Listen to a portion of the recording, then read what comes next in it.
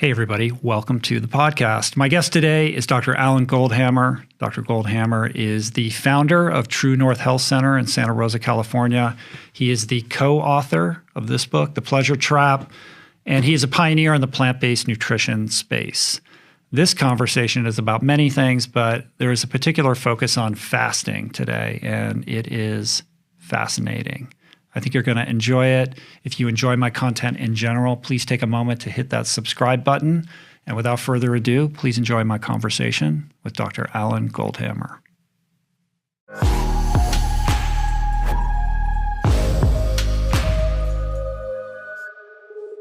All right, let's do it. Nice to see you. Thank you for coming out here to do this. It's my pleasure. It's been a long time in the coming. We're going to talk about fasting. We're going to talk about a whole food plant-based diet, particularly your specific bent on it, the SOS version of a whole food plant-based diet.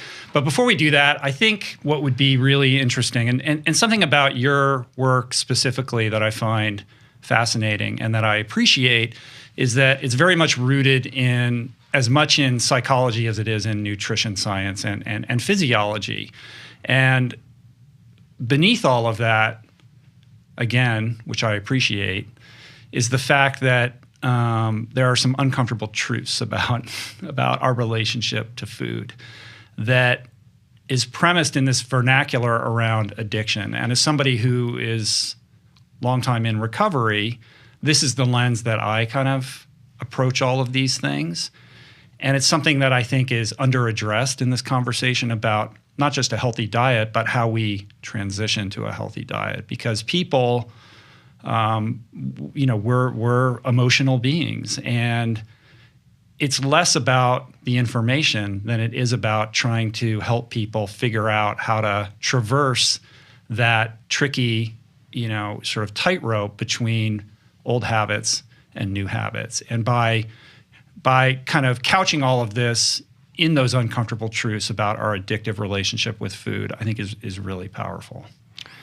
Well, the reality is, humans evolved in a very different environment than the one we live in today. Mm-hmm. We lived in an environment of scarcity. So most humans actually didn't live to reproduce. They didn't pass on their genes. They died from predation. They died from starvation. A few survived. Our ancestors. Uh-huh. Our ancestors were the winners. Yeah. They got enough to eat. They didn't get eaten. They lived long enough to reproduce. Mm-hmm. And our bodies and our minds were perfectly designed for that environment of scarcity. So now, human beings being the innovative creatures we are, we change everything. We change the environment we live in dramatically. And now we don't live in that environment of scarcity. At least most of us don't. We live in an environment of abundance. And although we're perfectly designed for that environment of scarcity, this environment of abundance can trip us up, and it does. Mm-hmm. And it's responsible for the systematic overeating that people do that leads to the obesity, that leads to the metabolic syndrome, that leads to the vulnerability to infectious disease and the chronic degenerative diseases, the cardiovascular disease, and many of the cancers. And so that reality is why it's so difficult for people to adjust to the idea that they just can't eat as much of whatever they want and get away with it. Yeah. It's almost as if, if you're a heroin addict or an alcoholic, everywhere you go, everybody is a heroin addict or an alcoholic. There is no safe space, right? We've normalized our behavior and our respective relationships with food to such an extent that the radical notion is to step outside of that and do something different. 2/3 of people in industrialized societies are overweight or obese. If you're not fat, you're abnormal. Right. And if you go to a physician and say you're significantly overweight and you've lost a bunch of weight, the physician doesn't immediately think, oh, you must have adopted a whole plant food diet and begun an exercise program. Their differential diagnosis is, this could be colon cancer, eating disorder, or drug addiction. They pathologize a healthy choice. Well, the only experience they have of people losing weight and keeping it off is when they've got cancer, they've developed an eating disorder, or they're a drug addict. Mm-hmm. And so it's not even in their expectation that people are going to actually get well. You go to a physician with most of the diseases of dietary excess, the high blood pressure, the diabetes, and they're going to tell you, look, you're going to be on drugs the rest of your life. If you do what I tell you, I promise you, you'll never get well. You'll be sick forever. because it's not in their expectation that people are going to actually recover their health. Yeah. Because they're not addressing the actual reasons why they're developing the problem to begin with. They're not addressing the causes of the problem. I think in tandem with that, there's also this pessimism from the typical general practitioner that any advice or kind of advised protocols about healthy lifestyle change fall on deaf ears. It's like, yeah, I could tell this person they should go to the gym or they should eat better, and you know, maybe I'll say that, but there isn't a real expectation that that's going to move the needle, or that person is going to be able to adhere to any kind of prescribed lifestyle change. And that's because we're dealing with people that are addicts. Yes. And so talk about that. Expound upon that idea, because I think it's really important. You don't just say to an alcoholic, oh, you know how your life sucks? Yeah. It's because you're a drunk. Stop drinking. Yeah. And the alcoholic would say, I've been told that. Oh, it's the alcohol? I had no idea. Thank you so much. I won't drink again. Right. It doesn't quite work that way. We don't currently lie to alcoholics the same way we do lie to people, for example, that are overweight. We tell alcoholics, look, you have a particular vulnerability. You can't drink. You need to come up with a strategy each and every day that allows you to not drink. And if you can figure out how to do that, you win. Mm-hmm. But if you don't, you're going to be in trouble. So the same thing is actually true in many degrees to people that are overweight. But what we tell the overweight person is, oh, just put your food on a smaller plate. Here, cut your food with a knife and put your fork down between each bite, and you won't be overweight anymore. You just need to learn to eat moderately and just eat a little bit less. It's the analog in addiction is, you know, quit the whiskey and just drink beer, or put your beer in a smaller, or only binge on the weekends and maybe don't get behind the wheel of a car. Right. And it's not real. We know with alcohol the answer is don't drink. And the truth is, for people that are suffering with obesity, for people that are suffering with these diseases of dietary excess, it would be better to avoid the chemicals that are fooling your brain into allowing you to systematically overconsume than it would be to pretend that you can just have a little bit. If you could have just had a little bit, you would have just had a little bit and you would have had the thing under control. You can't, you don't. If you're an alcoholic, you're not the person that can have an occasional drink. Okay, and if you're the person that's suffering with these diseases, you may find it's easier to just adopt a strategy that eliminates these chemicals that fool the brain. We talk about this pleasure trap, the artificial stimulation of dopamine in the brain that results from chemicals that we put in our food that fool our brain. The chemicals we put in our food are things like salt, oil, and sugar. These are highly fractionated food byproducts, not food, and they stimulate the dopamine cascade in the brain. They make food taste better. They make food more interesting to us. And as a consequence, we will systematically overeat. Now, just like some people can occasionally have a drink and not become a drunk, some people can have bits of this without it becoming a health compromising problem. But if you're the overweight person, if you're the person with the heart disease, the cancer, the diabetes, it's not you. You're the person that would be better off saying, let me avoid those chemicals. I'll stop fooling my brain. I'll eliminate the systematic overeating. I'll reverse the disease and pathology, and I'll adapt a strategy that doesn't include continually beating myself up with these things that I'm not capable of regulating. People have an easy time understanding that alcohol is a powerful drug, that heroin is something that is going to kill you. The addictive nature of these substances is well understood.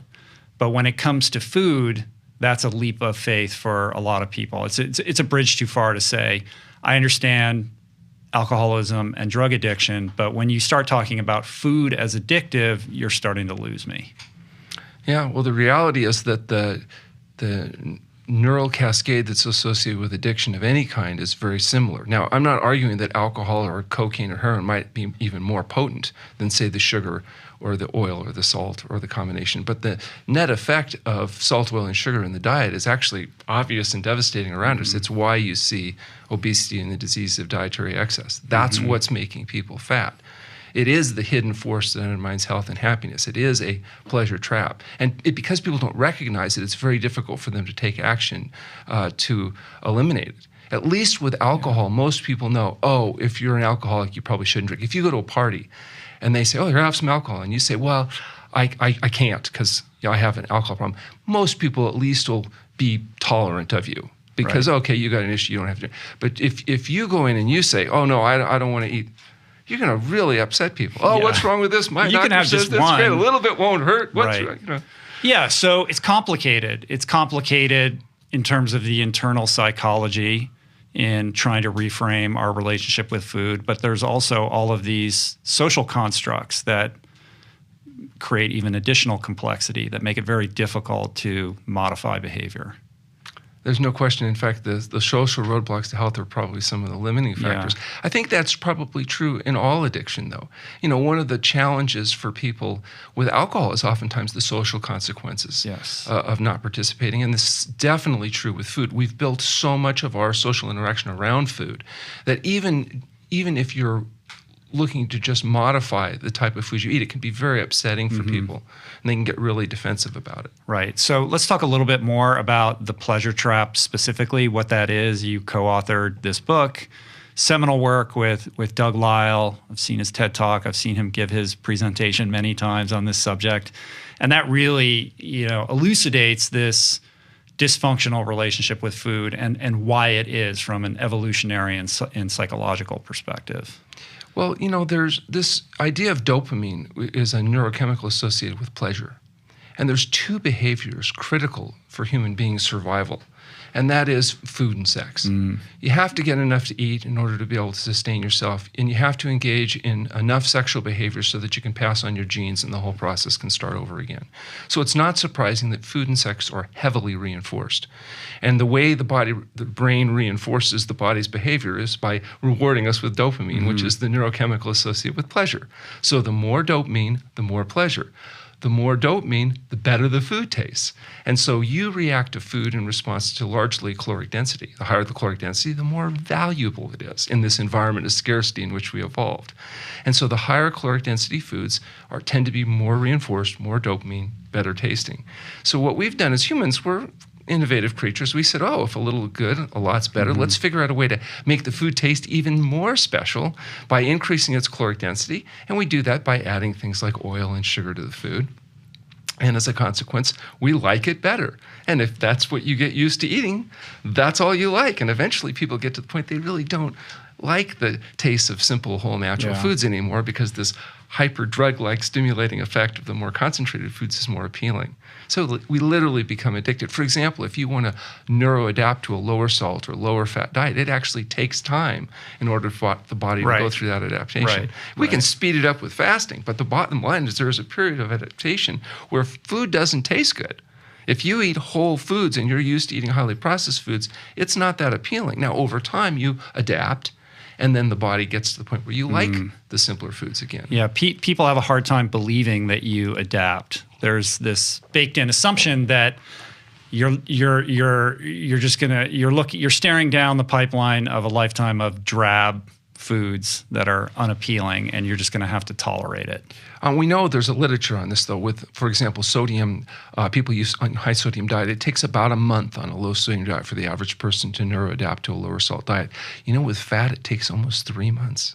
Wow. It takes 3 months on a lower fat diet before that satiety mechanism that's used to being kicked in by the higher caloric density fat begins to adapt, and you will feel satisfied on a lower density foods. So the fruits, the vegetables, the grains, legumes, you will now feel satisfied, whereas initially you don't because you're used to being satiated with these high fat intake, and that can take months. And so it's a problem if you say to a person, well, look, you're going to eat this new diet, you're going to feel like crap, and you're not going to like it, but it'll only be a few months. Right. Adherence may be lagging. Whereas if you can make that process happen more quickly, the ability to get people to make dietary changes speeds up, and that's what we found with fasting. And sometimes that's a way of getting people to the point where good food tastes good more quickly. Yeah. There does seem to be something about preparing people for that stage of acclimation. And there also seems to be something magical about the 90-day window with drugs and alcohol. That's sort of the typical window that people say it takes about that much time to kind of wean yourself off these cravings and reset your system. A lot of people just they're not willing to weather that period of discomfort. And perhaps there's a lack of belief that they'll reset and be able to reframe so that what they once craved. Like, to get over the craving, you have to deprive yourself, and then you reboot, and then those things that have held you hostage for so long suddenly hold less and less power over time. And the fact that it can happen more quickly with fasting is really an interesting thing. For example, smokers.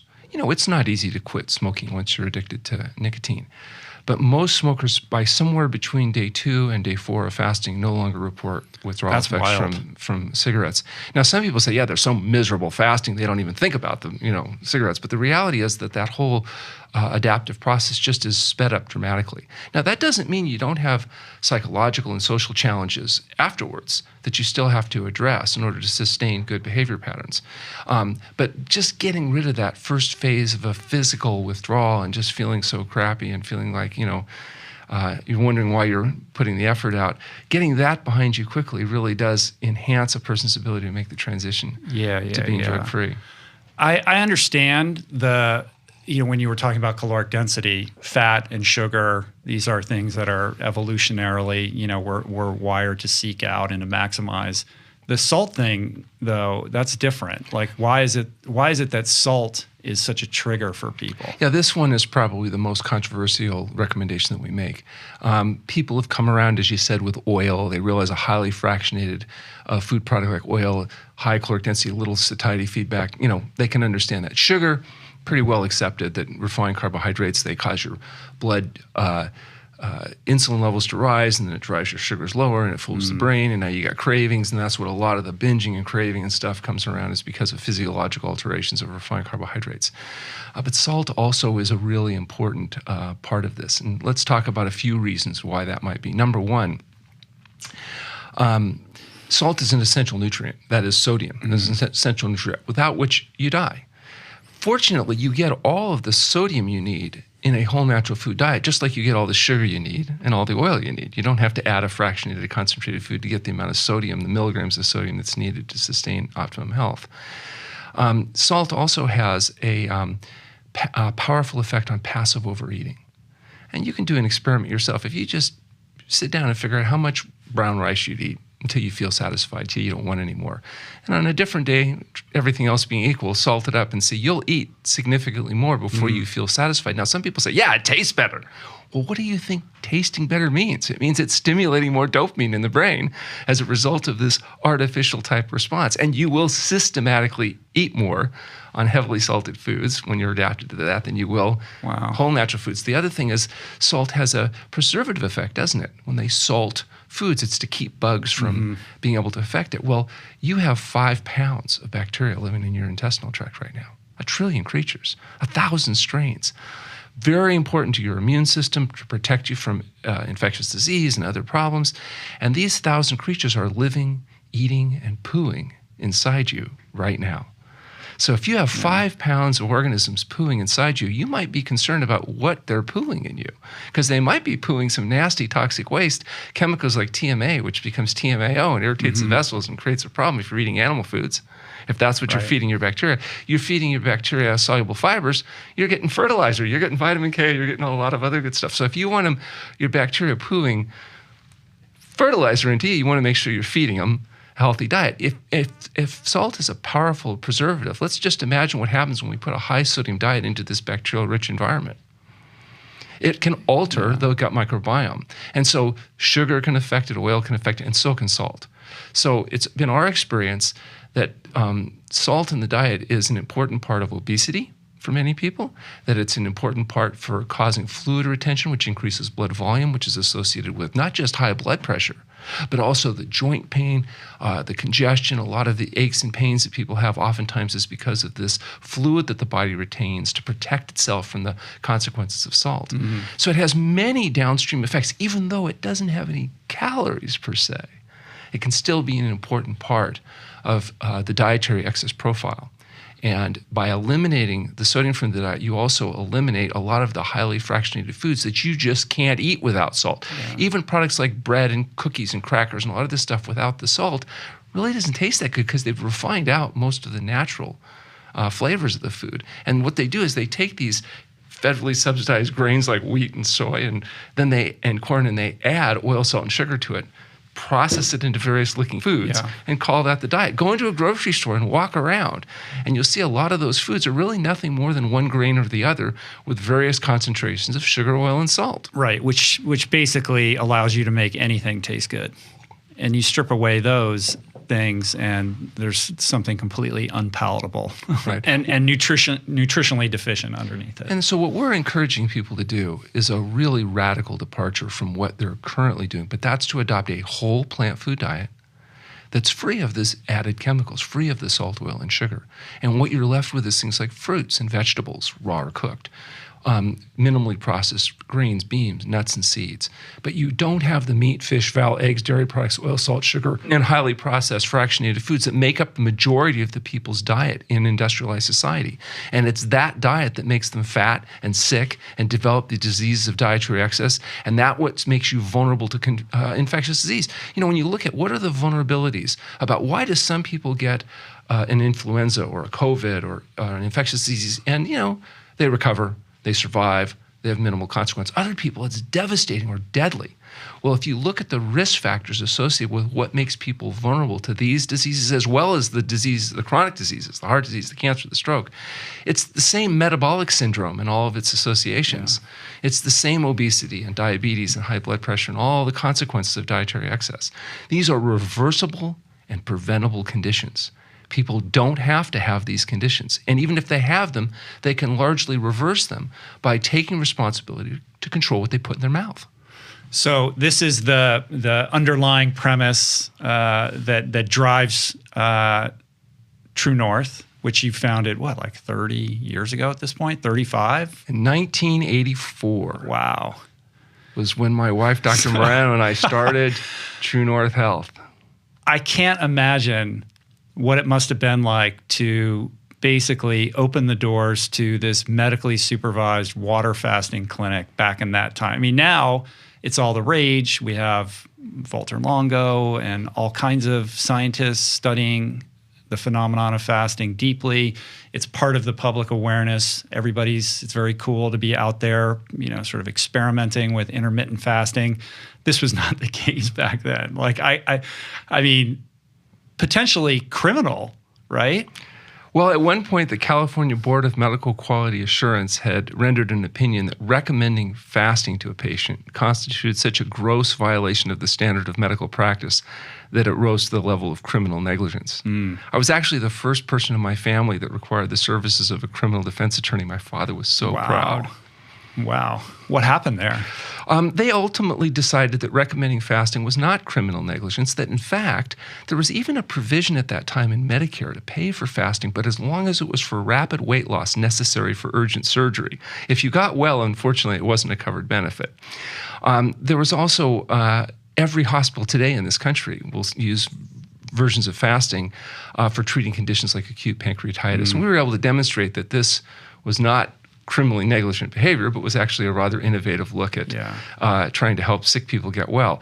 We've gone from being criminal quacks to cutting-edge researchers. As you said, there's been some wonderful people like Valter Longo and Mattson and Fontana and others that have published in major impact journals this idea that fasting or some modification of intermittent fasting or modified fasting could be a helpful tool. In fact, it was interesting. Longo did some research that I think really was pivotal. He looked at cancer treatment. And he took, 30 rats with cancer and gave them enough chemotherapy to resolve all the cancer cells. You have to kind of kill all the cancer cells or they grow back. The problem is all the rats died. So that wasn't a really good outcome. But he took the same rats with the same cancer and the same chemotherapy. But he used fasting before, during, and after the treatment. And not only did all 30 rats survive, but dramatically enhanced cancer-free survival. And so what he found was that there was these things like differential stress sensitization and differential stress resistance, that cancer cells were more vulnerable to the effects of chemotherapy in the fasting states, probably because of their higher metabolic rate. They don't adapt to the environment without glucose as well. There's lots of differences in cancer cells to healthy cells. And in the fasting states, the cancer cells were put at a selective disadvantage. And not only that, healthy cells appeared to be protected during the fasting state super interesting. from the effects of chemotherapy. And at that point, people went, particularly pharmaceutically oriented people went, oh, so fasting could make the drugs work better. oh, well, maybe it's not quackery after all. And so there was a lot better tolerance and acceptance of this idea that perhaps fasting may have a role in enhancing conventional treatment. Now, it was interesting to note, too, that many of the biomarkers that predict cancer and disease turn off whether you use chemotherapy or not. Wow. So the act of fasting itself puts the body in a selective environment that may be more conducive to healing. And so this type of research, of course, now is taking off, and there's been a lot more interest, and including by the work that we're doing at the True North Health Center. Yeah, you have this this study and this experience working with a patient who had stage 3 follicular lymphoma, right? Where you had like this tremendous result. Yeah, we had a young woman with stage 3 follicular lymphoma that had been well documented, excisional biopsy, the whole bit, and had progressed over a period of a couple years. And she had asked her family physician along the way, was there anything she could do conservatively in terms of diet and lifestyle? And he had assured her that diet had nothing to do with follicular lymphoma, that she could eat whatever she wanted to eat. And when she inquired about fasting, he informed her that fasting was criminal quackery.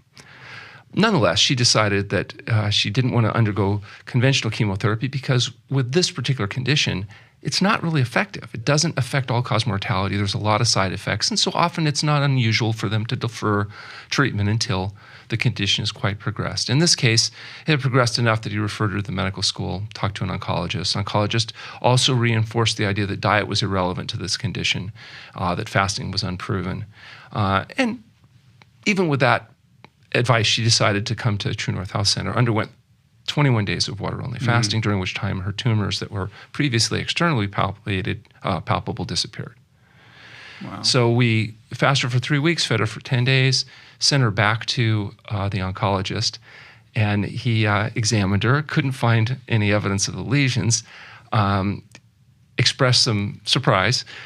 She explained, he said, what did you do? And she said, well, I went to the criminal quacks and I did the fasting and the tumors went away. And he said, well, that's very impressive. Suggested he'd give me a call and talk to me about it. She asked to have the follow-up CT scan that we requested. And we had warned her that they might be a little reluctant since she didn't have any obvious evidence of symptoms. And he said, well, she didn't really need a CT scan. But she said, well, she'd really like to objectify the changes that had occurred. And he got a little nervous, but ultimately he did agree to order the studies. And he mentioned that because she was still a little bit neutropenic, maybe some gentle chemotherapy might still be a consideration. Nonetheless, she refused. After a couple months, her white counts had normalized. By a year, she's doing great. We sent her back, got a whole, follow-up evaluations, and at that point, we decided that it was time to try to write up the report. So we wrote up this case report. We submitted it to British Medical Journal, and after some back and forth, they eventually did publish the paper. They had asked us if we could get the oncologist to sign on, and so we wrote him a letter and thanked him so much for all the confidence he had shown in referring the patient to us for fasting. And which he didn't. Okay. Well, in spirit. And but unfortunately, he hasn't gotten around to responding to us yet, so we didn't. So how long ago was this? Well, what happens? We published that paper, and then they asked us to do a follow-up. Because they said, about 10% of lymphoma patients will go through periods of remissive state, but sustaining it would be impressive. So we followed this patient for 3 years. And she continued. She had lost substantial weight. She had maintained that weight loss for 3 years. I think in part because I explained to her that, she had to stick to the diet or it could be fatal, because I'd track her down and kill her.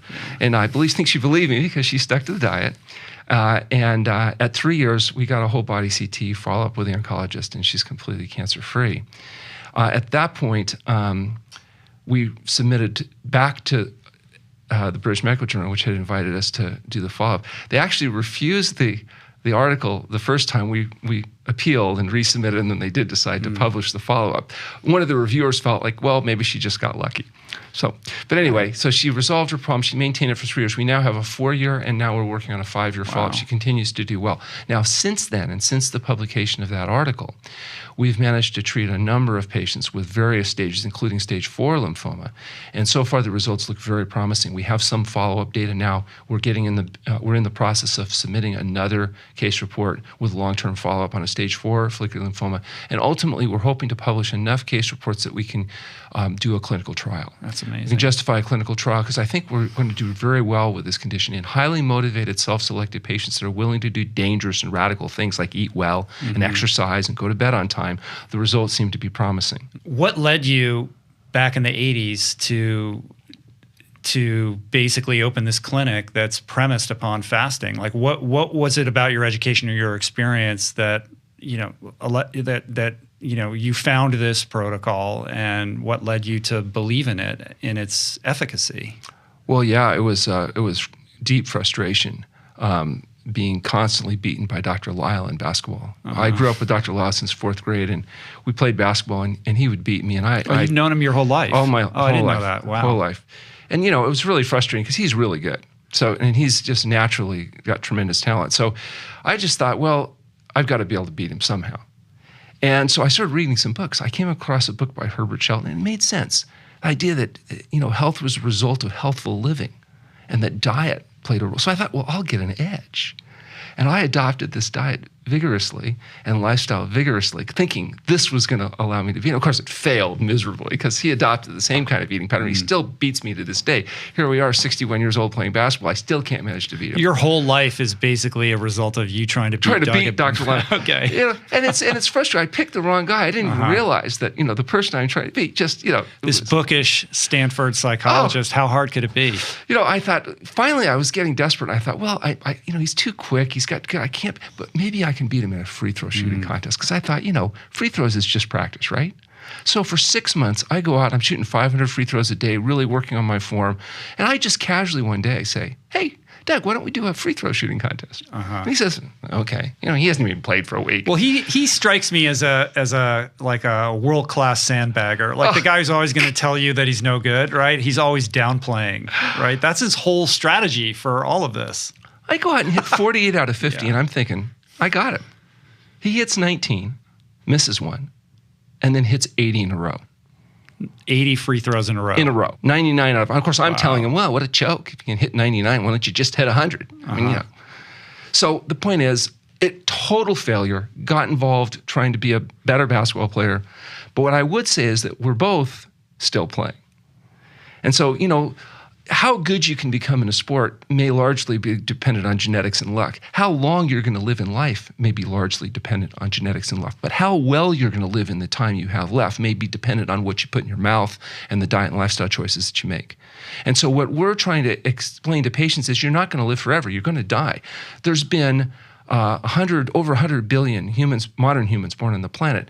There's 7.3 or 4 billion alive today, but there's only been 5 well-documented people that will live past 117. So the thing is, you're not going to live forever, but you don't have to spend the average 9.6 years of debility or 17 years in poor health that the average American is spending, giving up, compromising the last decades of life that could be your richest decades of life because of chronic degenerative diseases, because we haven't taken control of our diet, sleep, and exercise patterns. And that's what we're trying to point is you may not be able to live forever, but you can reduce dramatically the years of debility that you have, your vulnerability to infectious disease, your likelihood of developing heart attack, stroke, and other debilitating conditions. That's where the big payoff is. Not living forever, but living well until you die, having a good life and then having a good death. All right, so how does the fasting come in, though, as a pathway towards that? So fasting is interesting because you're dealing with people that are oftentimes addicted to the artificial stimulation of dopamine in their brain, whether it's to drugs or dietary issues. Fasting is a great way of breaking that cycle.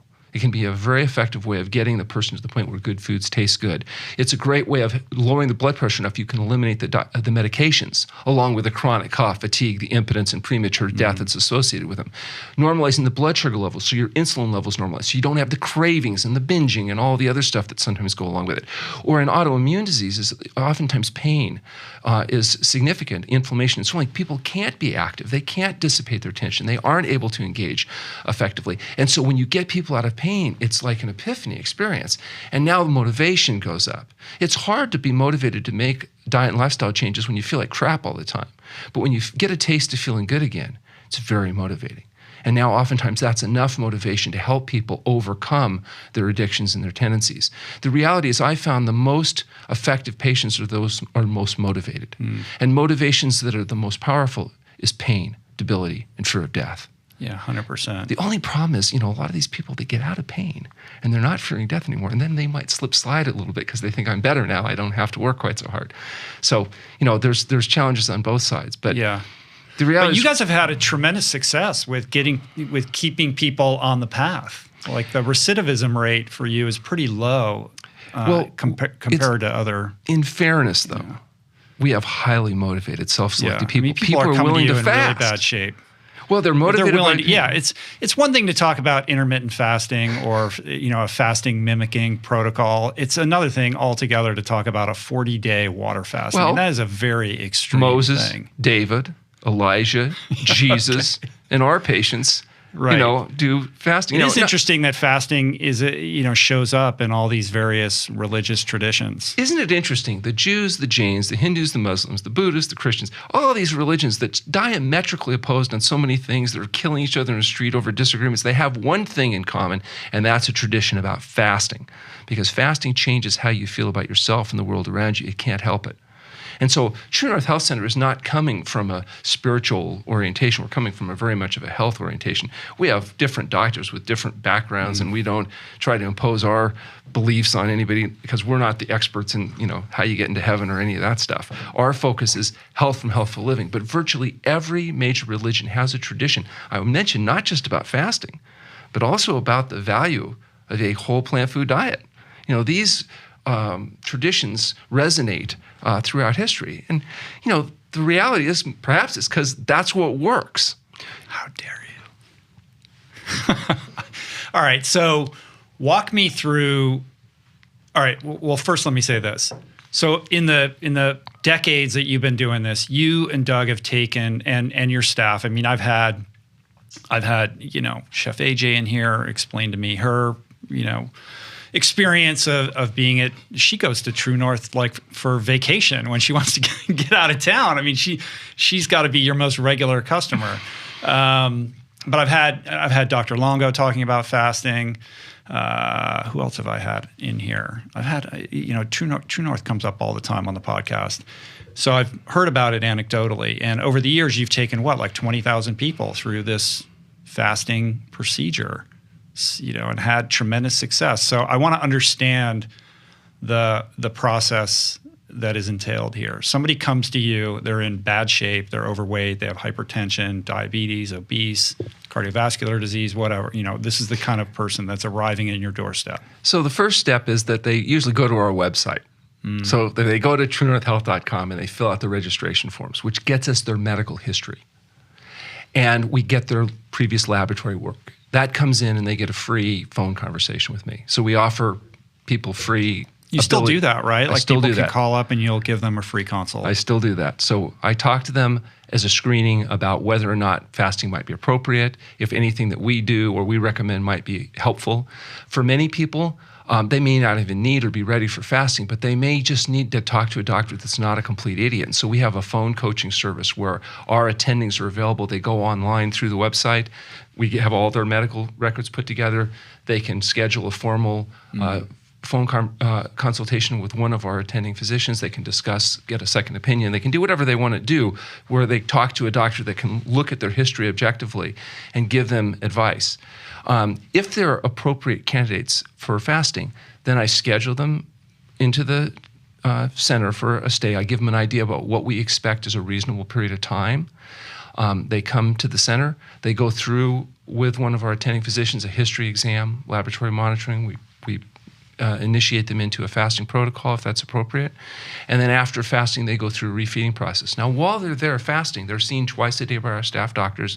We make sure it's done safely and effectively. They're monitored carefully. We have detailed educational classes, what I call brainwashing, where they're able to go through all in detail the process about what they're going to need to do, why they're going to need to do it. There's some social dynamics because they're there with other people from around the world that are getting a chance to do this. Our facility has about 70 patients staying at it. So they're interacting with those other people plus the staff. and the educators. And so it's a pretty like immersion type of an experience. They go through fasting, they go through refeeding. If they have specific health problems, we have chiropractors, naturopaths, body workers, all that kind of stuff, that they can get the kind of attention that they need. And then when they're going home, they have very specific recommendations that we expect them to follow, and we try to provide follow-up support. And then because of the phone coaching, they're able to continue to access these attending doctors affordably without necessarily because half our people are out of state, 15% are foreign, they're not all living locally where they can pop in and see our doctors or use our deli business or any of that kind of stuff. What are the important vectors or variables that determine the appropriateness or for somebody to do one of these protocols? Like not everybody is suitable for this. No. The biggest one is that they have a condition that is appropriate for fasting. So there's many people that are not good candidates for fasting, and we can talk about that. There are some things that are particularly amenable to fasting. And for example, the conditions that are caused by dietary excess are particularly responsive to fasting. It makes sense. Obesity, cardiovascular disease, high blood pressure, type 2 diabetes, autoimmune diseases, certain forms of cancer. These conditions we know are made much worse by poor dietary choices. So it's not shocking to find out that fasting, kind of the ultimate in undoing the consequence of excess, would facilitate the recovery of those patients. And it does, and we've been able to prove that. We've been publishing papers looking at these conditions like high blood pressure, looking at diabetes, looking at autoimmune diseases. And the fact is we can, in highly motivated patients, generate safe and effective responses with fasting. Right. In fact, we've actually published a fasting safety study, the first comprehensive look at long-term water-only fasting and what the risks are and aren't in response to this process. So we've been able to show it is a safe process when it's done according to protocol. In fact, Dr. Longo, who cautions people in his book about long-term water fasting and its safety, makes an exception, and that's if people fast at the True North Health Center, because he's familiar with our safety data. Now, I evaluate other scientists' intelligence based on how much they agree with me. Right. So I consider him a genius. I'm glad to know your bias is intact here. If somebody has anorexia nervosa, or if somebody is on the other side of chemotherapy where they're maintaining their weight is an issue, I would suspect that that's probably not a great candidate. What about somebody who's coming in and they're on a battery of medications? You would have to wean them off of that, I would presume, on some level before they could undergo this. Yeah, there's most medications, you do not water fast while you're taking medications. Those have to be weaned down beforehand. But we have physicians that are experts at helping people unwind the consequences of their medical treatment. And most medications, interestingly enough, the day you change the diet, you have to begin changing the medication profile. Right. Because most people medications are treating the diet. Most people are being treated, that is medicated, for their diet. When you change their diet, the need for medication dramatically responds. You have to reduce the blood pressure medication. You start crashing these patients because they're not going to be hypertensive once you eliminate the reasons why they're hypertensive. And they're not going to be needing the same level of medication once you normalize their dietary intake as far as their diabetes or getting them off their pain medication. Once they don't have the pain, they don't need to be on all that oxy because now the pain is being reduced because the inflammation is being reduced because of the dietary change and then ultimately the fasting. So that's one of the reasons why fasting does need to be done in a controlled, medically supervised setting. It's not the kind of thing that you do long-term fasting at home. At home, right. So you do that in a controlled setting where there's been a proper history, exam, lab, and daily monitoring. So we're seeing each of these patients twice a day, and that's how we're able to ensure that this is a safe and effective experience. Right. So they may withdraw their medication with careful feeding, initiate the fasting, normalize the condition, and then after we're done, most of the time there's no need for medication. Because their blood pressure, they've gone from 220 over 120 capped out on 5 meds to being 120 over 70 off medication. And so there's no reason for anybody to want to put them back on drugs that cause chronic cough, fatigue, impotence, and premature death if the condition's actually normalized. Now, the side problem is you have to keep on the healthy diet and lifestyle. Yeah. Because you're not curing anything. You're just managing it. But you've rebooted this operating system and wiped the slate clean so you can build a new foundation. It's for very those much habits. like treating when your computer becomes corrupted and you don't know exactly what's wrong, but you turn the thing off, you turn it on, you can't explain, but now it's working. Right. And it seems when to in be doubt, that way. reboot. And we're trying to figure out exactly what those changes are that's occurring. in fasting. I know the pharmaceutical industry is very interested in what's happening because they want to come up with what are called fasting mimicking drugs. They want drugs that'll do just what fasting does to you, but without that nasty fasting, and something that they can sell in a pill. Yeah. So a lot of the research that's of interest is trying to figure out what exactly is it that's happening in fasting that's allowing the body to get well so that we can try to reproduce that without having to go through the process. Right. I mean, that's my next series of questions. Like, does it have to be water only? What is it about that deprivation protocol that is so special, physiologically, that is causing this cascade of positive impacts? Like, what would happen if you were eating a little bit? I mean, I know Longo has this fasting mimicking protocol where he is allowing people to eat something like, 600 calories a day, and he's able to reap some of the benefits of what you're experiencing without having to go on a complete water fast. But what is happening to the body when you're depriving it of food in such a comprehensive way? Yeah, the intermittent fasting protocols are just that, fasting mimicking diets or fasting mimicking programs, trying to reproduce some of the changes that we know occur with fasting without the risk profile or the complications of long-term water-only fasting. And I think they can be very effective, as they've demonstrated. However, long-term water-only fasting has a much more profound impact on these mechanisms that are associated with fasting. For example, just the most obvious is weight loss. When you're water fasting, you're going to lose an average of 1 pound a day. Now, some people say, well, you lose weight, but then you gain it back afterwards. Now, interesting, we've done a study. We have now recently acquired a Hologic DEXA scanner with the new software that allows you to do a whole body detailed composition that looks not just at percent body fat, but how much visceral fat there is. And we have a paper that'll be coming out that looks at the fact that, yes, you lose a bunch of weight fasting and you regain some weight after fasting, but it turns out the weight you regain after fasting when you're eating a whole plant food diet is exclusively water, fiber, glycogen, and protein. There is no fat. In fact, the fat profile continues to drop during refeeding, even though the scale weight obviously goes up as you rehydrate, put some fiber back into the gut. Right, as long as you adopt. As long as you continue to adopt the whole plant food, healthy, dietary style. But the point, the old wives' tale was, well, you lose fat and you just gain the fat right back. Well, that might be true if you go back to eating greasy, fatty, slimy, dead, decaying flesh processed foods, but that's not what's happening in these patients that we're refeeding appropriately. And so weight goes up, but the weight that goes up is re-alimenting your glycogen stores and muscle stores, which is really exciting. So preferentially, not just do you lose fat, but you preferentially lose visceral fat.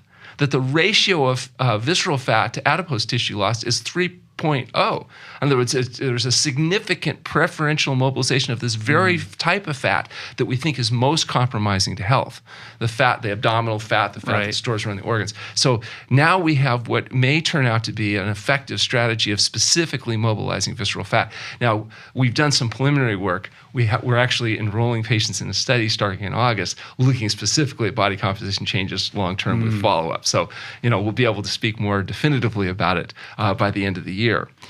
There's also a process that happens in water fasting that you don't see as profoundly influenced in juice diets or modified diets, and that's natriuresis. There's a selective mobilization and elimination of excess sodium from the body in water fasting that happens right away.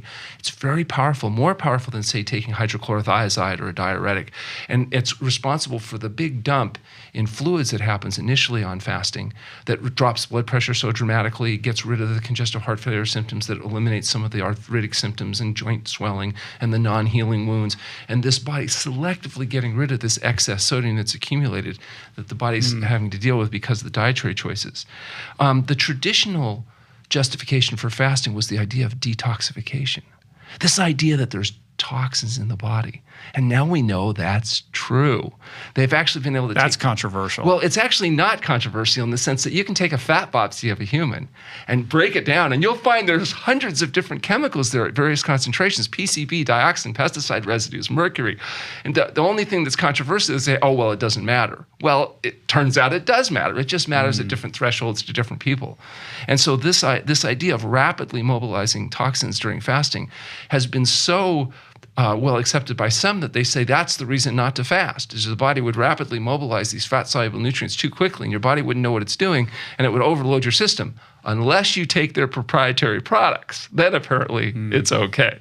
But what our experience has been that there is a rapid detoxification. We know that there's some studies looking at, they've even done total body load measurements before and after fasting and showed that PCB levels would drop. Clinically, well, you're not taking any chemicals into your body, and you're allowing the liver and the kidneys to just do what they do, right?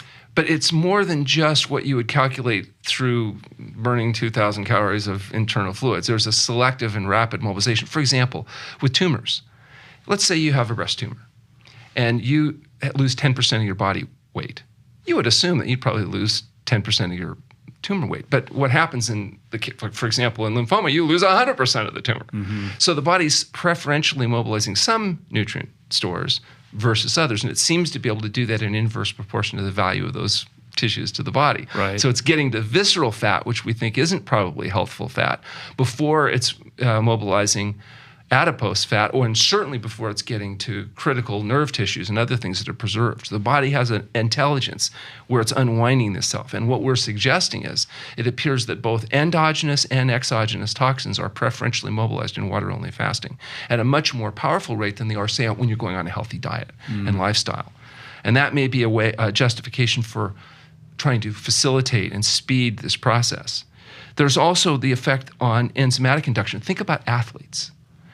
One of the things of being a trained athlete is you induce, for example, glycogenolytic enzyme systems. You get better at mobilizing glycogen stores. And, this whole business of carb loading and trying to increase glycogen storage so you have more to pull on so that you don't hit the wall so quickly when you're running that marathon or whatever. You get through that process. Though that is induced with persistent exercise. The same enzymatic production for glycogen, for lipolytic enzymes, for protein, for gluconeogenesis enzyme systems is induced during fasting. Because you have to mobilize all your glycogen stores. You're emptying the chamber. You're taking that battery and draining it all the way down. And it suggested that not only do you induce improved efficiency of enzyme systems, but they persist after fasting, which is just like you get better and better at exercising every time you do it.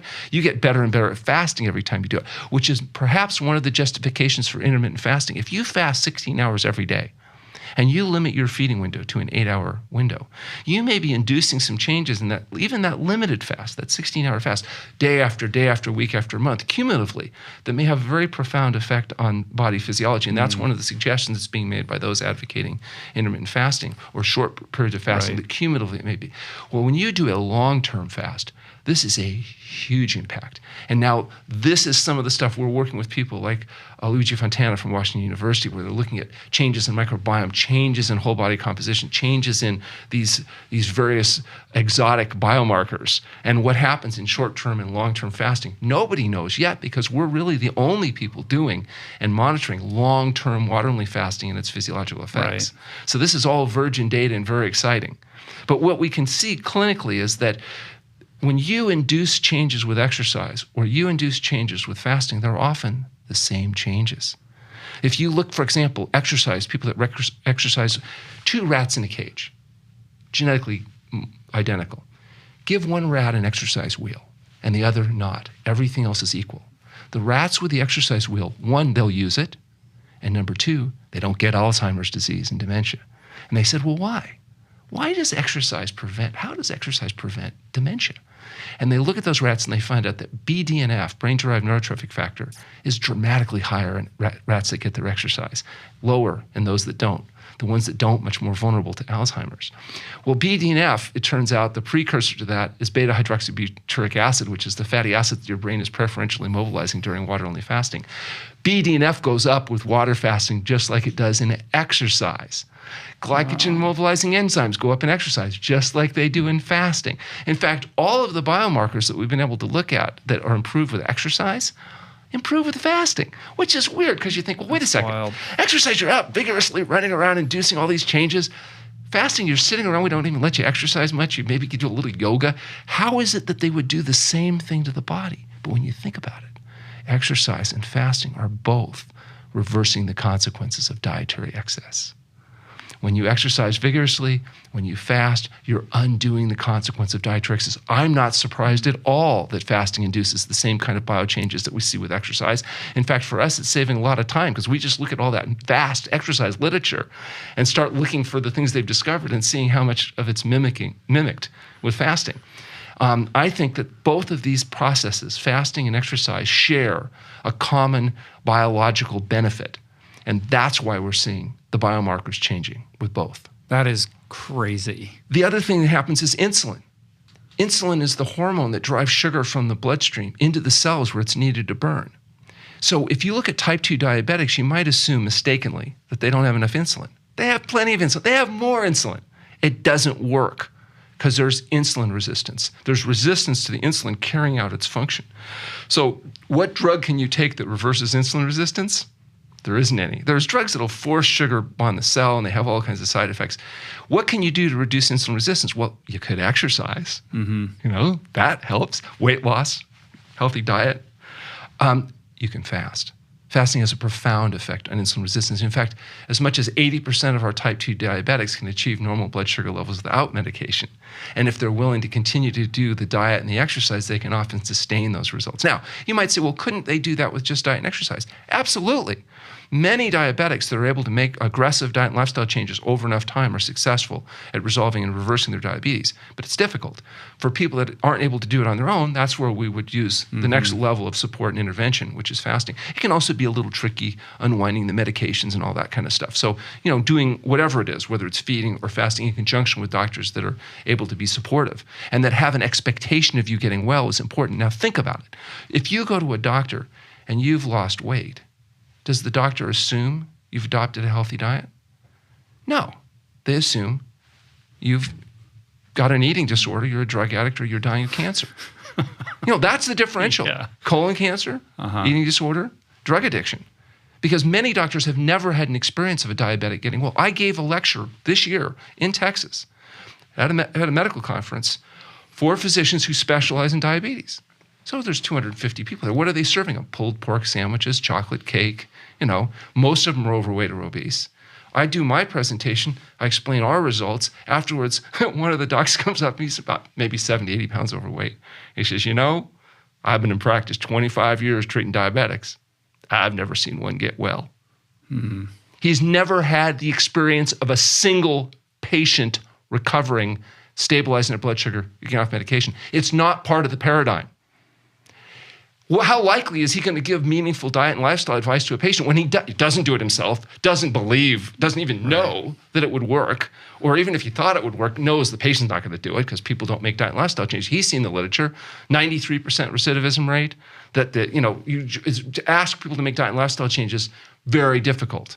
So when you get up and you give a presentation like that to that type of audience, what is the receptivity to what you're saying? Well, in the past, it was aggressively negative. Now it's actually becoming where at least a percentage of the audience is actually interested. The way that we made that contact was one of the doctors that runs the residency training program came in, had his own experience, wanted it for his students, and now those second and third year residents can rotate as part of their training at the True North Health Center so they can get the experience of actually doing something that some of them have never done before, which is see these patients get well. Because under a conventional treatment, you don't get to do that. And it turns out there's some doctors that rings their bell. They like the idea of a patient's getting well. And so they're willing to put the extra time and energy and effort in. But if you're in a traditional system, if you're in an HMO system and you're a physician and you have to see 26 patient contacts a day, do you think you have time to review their history, do an exam, write the prescriptions, and then sit and chit-chat about them, why they've got to give up everything that they eat? No, the system isn't set up for that. No.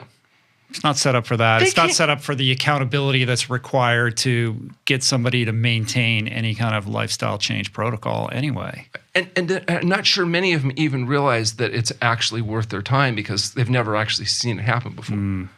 So, you know, and of course, the criticism is, well, yeah, but you're working with special patients. Well, that's true. We're working with the people that are highly motivated, self-selected, willing to make diet and lifestyle changes. It is I'm not saying you can take our advice, give it to everybody, and everybody's just going to go, oh, great, a whole plant food diet, just what I wanted.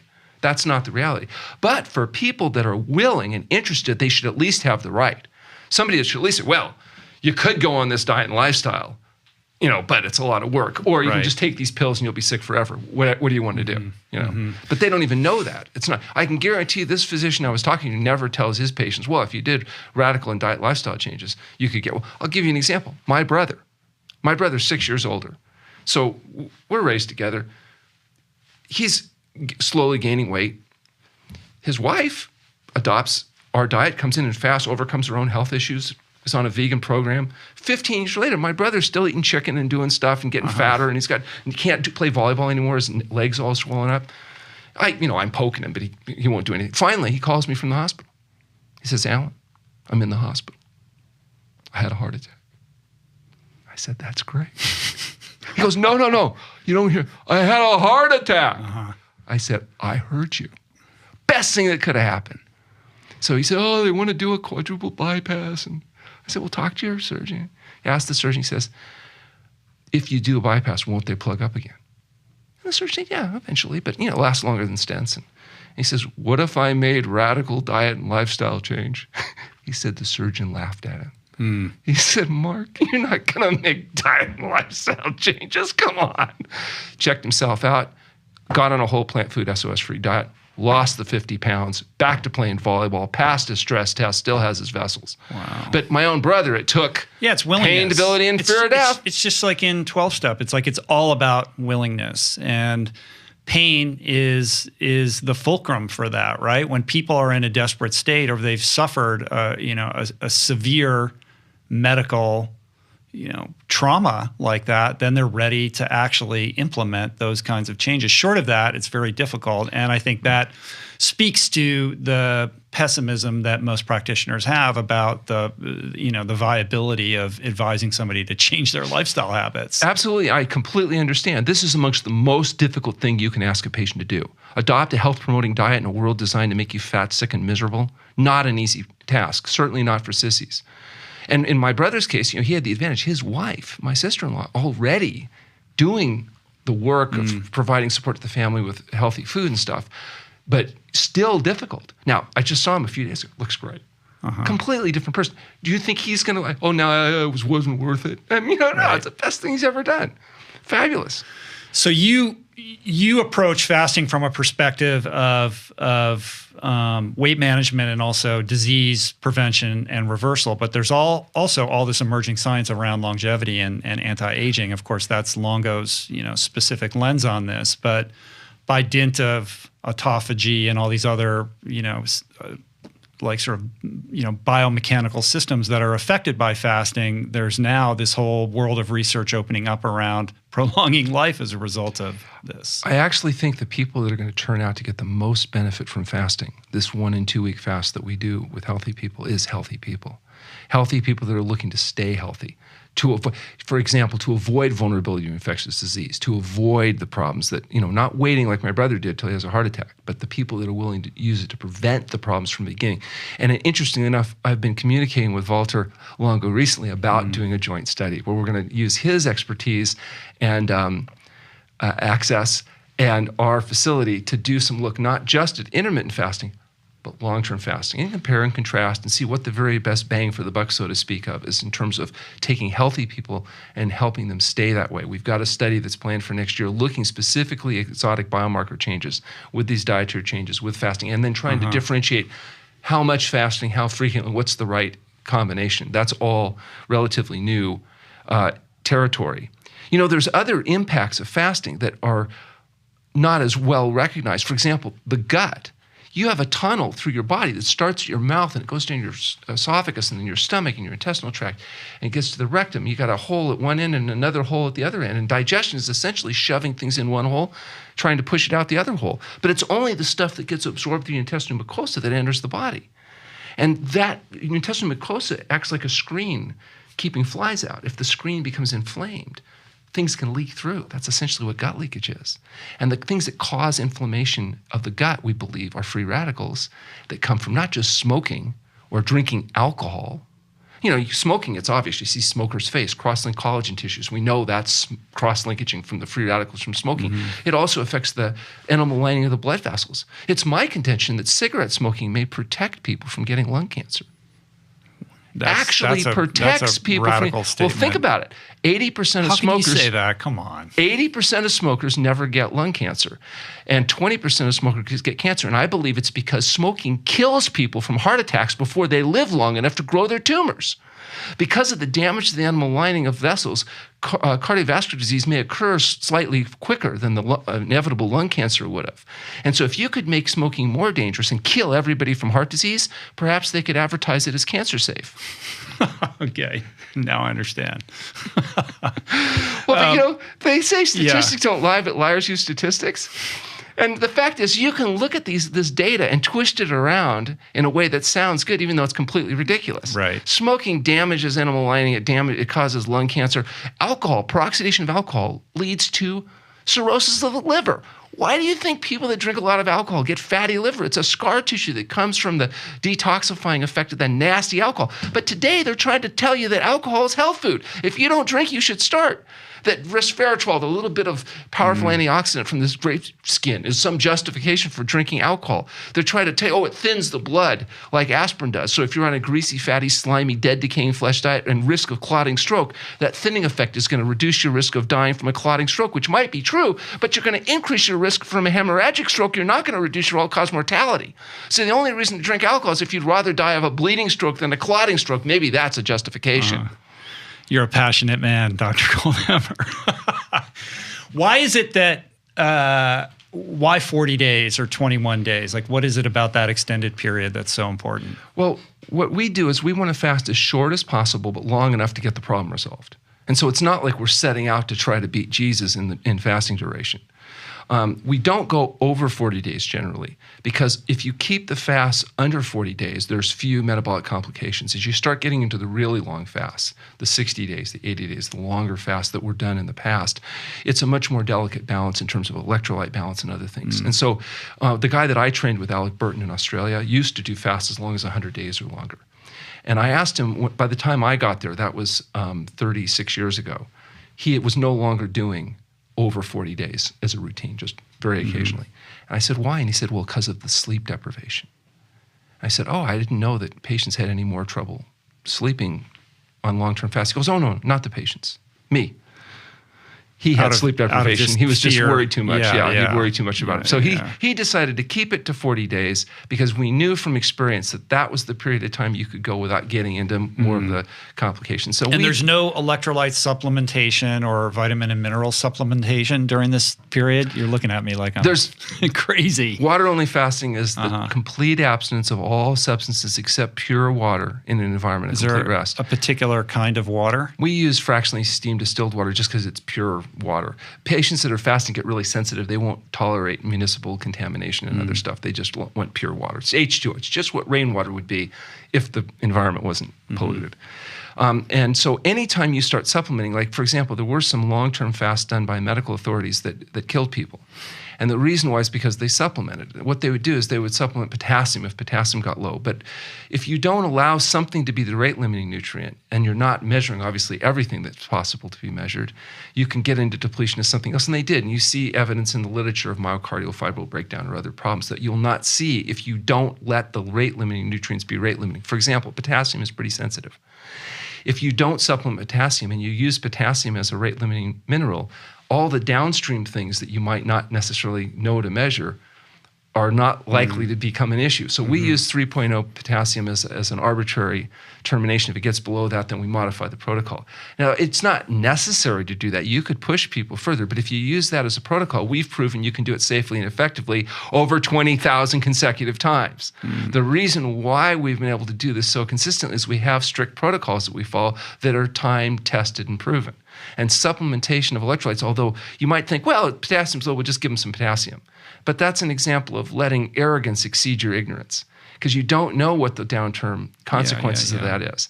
And so we're using a protocol that we've been able to test. Now, it may be there's a better way to do it, and that's why we do research, and that's why we look at these things. There may be. But until that's done, I exercise caution because the fact is this is you're in a physiologically vulnerable state, particularly in a person that's coming off medications and has a health history, and you want to make sure that everybody that walks in walks out. And that's why we use the protocol we do. I would suspect also a psychologically delicate state. Walk me through the experience of this journey that you see with the typical patient. I mean, you're demanding a lot of them. They're going through something they've never done before. Like, what is the, what is that like for that individual when they're on day 3, day 10, day 30?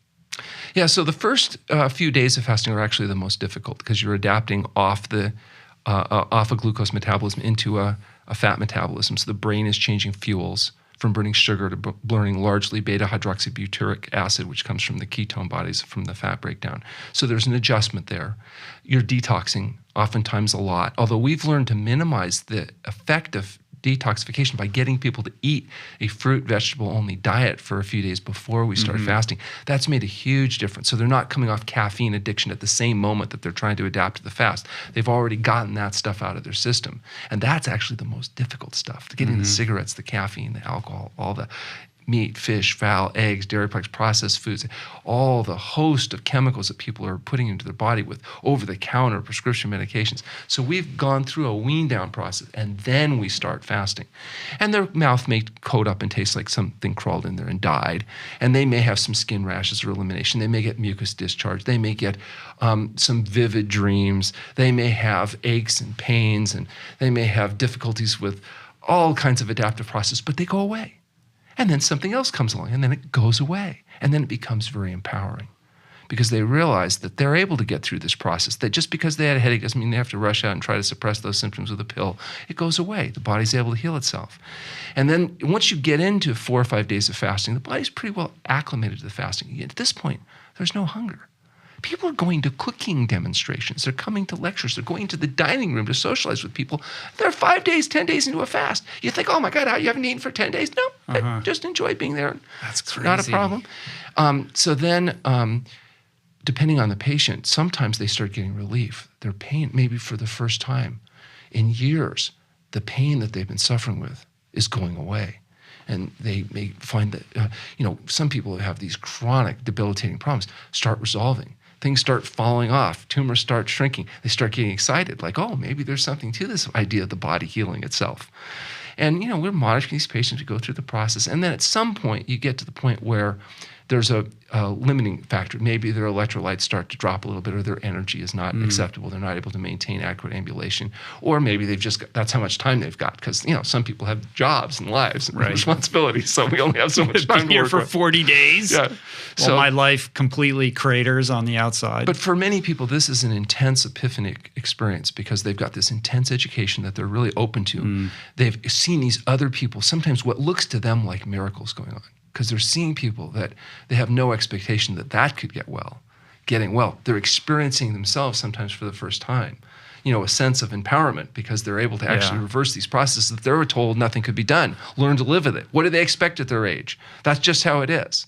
And now they're thinking, wow, if they were wrong about that, maybe they're wrong about other things too. And they start looking at all aspects of their life. The empowerment aspect of it has got to be huge. Like, even if you set aside all of these, physical benefits that are a result of this, simply the fact that they did something that seems impossible, very, very difficult, and get to the other side of it has to, make them feel like, okay, now nothing is impossible. Like, I just did this thing that almost nobody does. Now, what's the next challenge that I can tackle? The idea is that many people think that if you fast, you die. They believe if they got on a plane in New York and they were to fly all the way to California, they would die over Colorado, except they ate the peanuts. That the pretzel saved their life. What do you eat when you fly? And somehow, if you fasted for 10 days or 20 days, sometimes the idea that you might have to skip a meal because there was nothing healthy to eat doesn't seem quite so overwhelming. There's definitely empowerment. And I think that the other thing that happens is when you start feeling what it feels like to be you instead of what you'd become, that's very important. I think the same thing happens to athletes. When people first start exercising at first, it's not pleasant. They got aches, they got pains, they're fatigued, they're not getting the success, they can't do what they want. But as they do it, they get to the point where not only do they tolerate, they're not just doing it because they want to, maintain the weight or get the figure or whatever it is. They're doing it because they start realizing they're getting real intrinsic benefit from engaging in this consistent activity. And now they don't want to give it up. And I think the same thing happens when people really get into a healthy lifestyle. Yeah, they they're realize invested. they don't want to go give it up and feel like everybody else feels because of some greasy, slimy, convenient food. They're willing to pay the price of trying to do the planning and do what it takes to try to ensure that they can get their needs met. Just like I think people that get into a regular exercise regime realize that now this is so beneficial, they will literally structure their schedules around making sure that that's an important part of their activity. And the same thing happens with sleep. When you realize how important sleep is to health and maintenance and energy, you start prioritizing that. And you don't compromise your sleep, you don't compromise your exercise, and hopefully you learn to not compromise your diet and lifestyle. I tell people, here's what you need to do. First, get enough sleep, because it's your most critical activity. Then engage in regular exercise so you can dissipate the tension, you can build fitness, and have the time to prepare and eat healthy food. If there happens to be any time left, well, fine, you go to work. Let's talk about the food part of all of this. So, well, first of all, does anybody freak out in the middle of this and flee? Like, I can't handle it? Like, there has to be some people that just psychologically can't handle it. You'd be surprised. By the time people come to the True North Health Center, they're pretty well vetted. They've gone through some screening.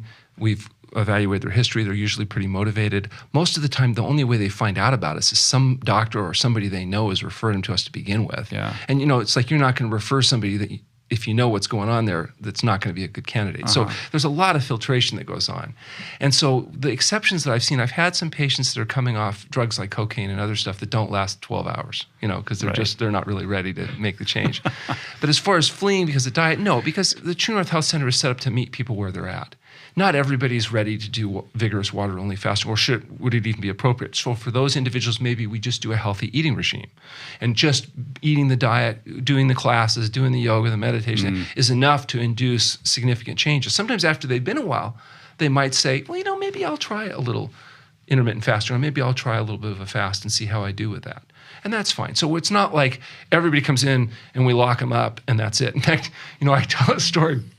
When we first moved to the new facility, one day a really large police officer showed up at the door and he said he wanted to interview one of my patients. And I asked him, what did they do? And they said, well, I don't need to know. And I said, well, if you want me to tell you if they're here or not, I need to know, what the issue is. And he said, okay, we got a complaint. And the complaint was from this patient's relatives. And they said that the patient was being held against their will by religious cultists and being starved to death to go to be with Jesus. And I thought, I'm saying, look, the person's not here involuntarily. And he said, well, I got an interview. I said, fine, I'll let you interview him. But first, would you like a nice tall cup of Kool-Aid?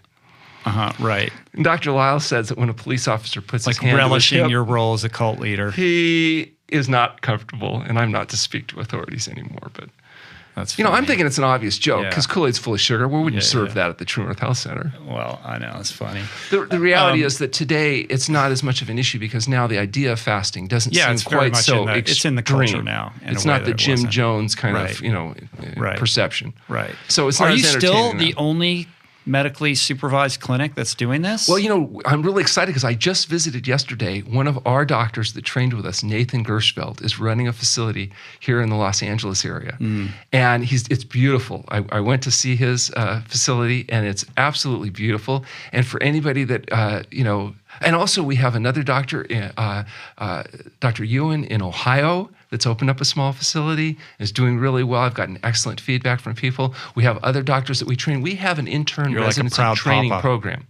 And those schools, I mentioned Texas A&M, there's other medical schools. The naturopathic professions graduates can come and spend a year as a resident doing a rotation at the True North Health Center. The chiropractors often come and spend 3 months as part of their training at the True North Health Center. And those doctors, we're hoping to open up more facilities around the country. And we make people that contact our website can get access to whoever the local fasting supervisors are, and we're happy to provide that. information. And it's really exciting to see these guys not only learning how to do it, but actually figuring out how to get these places open and offer affordable care to people. And the thing that it's always gratifying to see the clinical results that they're seeing, because it's really a hard thing to do in an outpatient practice. Yeah. Unless you can control a person's environment, it's hard to really induce these kinds of profound changes. It's got to be incredibly gratifying as a medical practitioner to see such dramatic results. Well, I think that's one of the reasons we've been successful. We have a dozen clinicians now at the True North Health Center. We have 5 medical doctors. We've got osteopathy, chiropractic, naturopathy, all represented. And these doctors, once they come, they often are with us their entire career. In fact, Dr. Clapper just retired after 9 years at True North Health Center.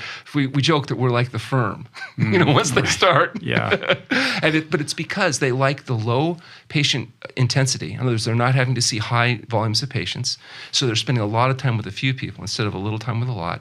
They like the center setup where the doctor's able actually to get all that intense education done without it coming out of the visit time, that they can spend the visit time really working with the patient's specific needs. And they like the idea that people get well. And so the combination of that allows us to keep the doctors, even though they probably work harder for less with us than they would if they went off and worked for the local HMO or whatever it is, that it's enough gratification, enough benefit that those doctors really like working at True North Health. And we're able to keep them. What is the kind of current relationship that you have with the conventional, medical establishment? Like, how are they perceiving what you're doing now? Well, it's been a revolution, actually. It's been amazing change, because when Dr. Sultana, who's been with us now about 20 years, came, the first thing we did is we got him to take a job with the local hospital as an urgent care doctor. And so he became known to the medical staff there and the nurses, and he's such a wonderful doctor. They loved him. And so that allowed us to have a good relationship with the immediate. We have a trauma center, just a mile away. And so some of their nurses or patients of ours, we provide chiropractic support to the nurses at that hospital. Some of the hospitalists purchase their food through our outpatient deli. So we have a good working relationship. And now that they're seeing some of our referral patients that we're doing for diagnostic workups and people getting well, that's really helped too, because they're not used to seeing people actually recover. And so today it's completely different than it was 20 years ago, where we were seen as some kind of, crazy people. Now, I think they see it as a little bit odd and different, but at least for people that have whatever it is they see get well, acceptable. Right. And they know we're well-intentioned. The other thing that's made a big difference is we've published a number of papers in peer-reviewed medical literature, including on the safety of fasting, the effect of fasting on high blood pressure. We've recently finished a study with the Mayo Clinic looking at primary prevention of stroke. That's in review right now at a major journal. We're hoping that we'll get positive publication of that here in the next couple of weeks.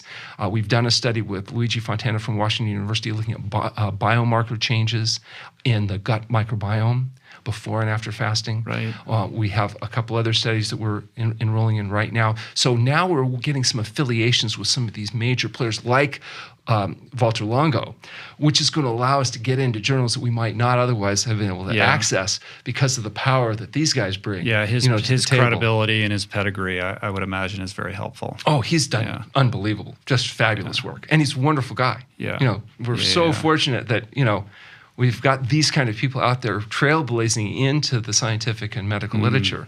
Because as clinicians, and particularly alternative health clinicians, we're not always viewed with the most open mindedness from much of the medical profession. Yeah.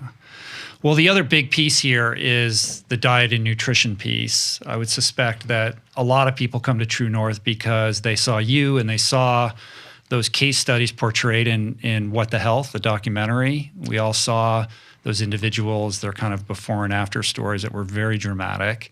And a big part of that, criticized. And heavily, controversial for sure. We have people telling us, I see there's stuff on the internet that says those people were all paid actors. It was really? all, reverse Photoshop. And I've seen some unbelievable. I think Kip and Keegan just kind of grabbed them randomly, right? Like, how did that happen? They showed up and wanted to do the film, so we did some interviews. And then they came back and they said, well, they've decided they wanted a little more. Can we just interview some of your patients? And they went out to the courtyard. Just whoever happened to be standing around. I wish we could have cherry-picked it and stuff. But there was that one guy, he had all his pills, he went through all of his medications and all that kind of stuff. The point is that type of experience is pretty routine at True North Health. We see what looks like miracles. It's not miracles at all. It's just getting rid of the crappy diet, instituting a whole plant food SOS-free diet, and using fasting effectively. That's the reality. And I know they've got a new movie coming out, and I know they've done a bit of filming with us as well. Also, I'm very excited that I think it's September, Netflix decided to do a special on wellness. Oh, they did? And one of their 6 shows was filmed at the True North Health Center. Oh, wow. And it's on fasting. Who's behind that? Do you know? I don't recall who the producer and what else, Right. but I know it's purchased by Netflix. It's a Netflix original. Oh, that's cool. So I know it's going to get pushed out. I had John Lewis in here a couple weeks ago, who's working with Keegan on the Hungry for Justice project, and so I've been behind the scenes, kind of looking at what they're doing. That's going to be a really big one. I imagine it'll be very controversial and probably piss a lot of people off. I'm really excited to see it. Keegan, that's Keegan's specialty. Yeah.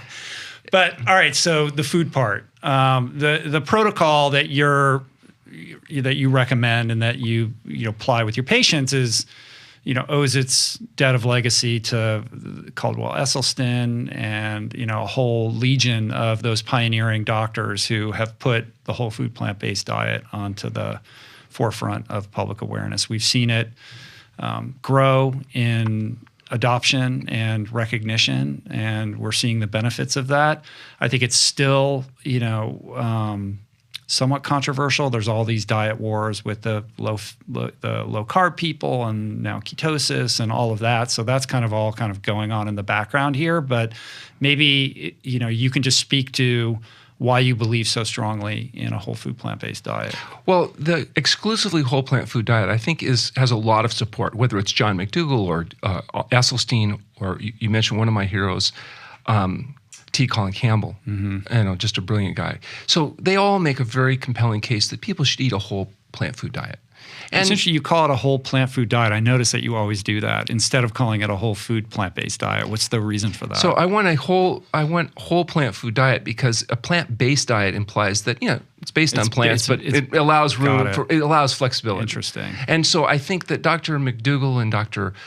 Campbell would argue that we want to have as broad a diet as possible to attract as many people as possible. Because remember, most people in the vegan vegetarian movement are not just interested only in health, but actually dominantly in animal rights, moral, ethical, and spiritual reasons, environmental impact. And so their argument is, well, maybe it doesn't have to be Mr. Perfect, diet. If it encompasses a broader range of people, we'll get more people doing it. We'll save the planet. We'll save the animals. We'll go to heaven, whatever it is.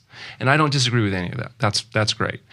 But when it comes to maximizing health, if a person's overweight, wants to lose weight, if a person has heart disease, diabetes, if they've got cancer, or if they're healthy and their goal is to live the maximum healthy life possible, I believe the evidence supports the idea of an exclusively whole plant food diet that's free of SOS.